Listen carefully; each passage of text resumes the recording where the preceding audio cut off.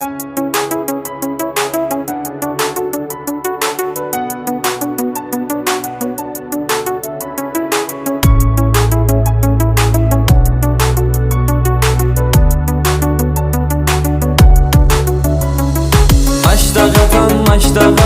igidlər yetirmisən, şəhid verib torpağa igidlər yetirmisən. Maçdağa igidlər yetirmisən, şəhid verib torpağa igidlər yetirmisən.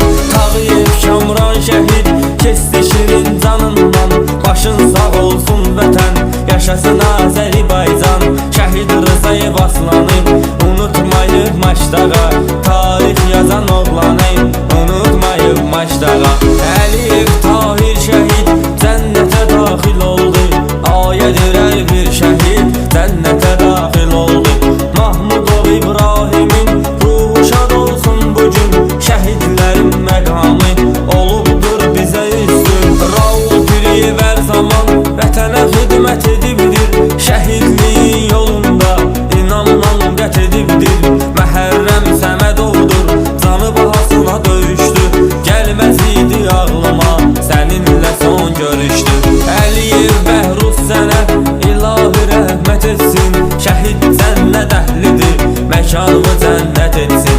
Şəhid Novruzov Rəşad qarşısında baş əyrik, şəhidimiz var Ağcavat qarşısında baş əyrik. Zəbiyullah Məmmədov şücaətlə şəhid olub, Maçdağa kənd sakinin oğlandan igid olub. Rəşad Babayevin qanı yerdə qalmaz heç zaman, çiçəklərlə bəzəndi torpağa döküləndə qan. İntiqam zəfər oldu Maçdağanın fəxri tək, şəhidlər hər bir zaman olubdur bizə örnək. Şəfizadə Salihin məqamı yüksəkdədir, şəhid olanda igidimiz kəlmə şəhadət dedi.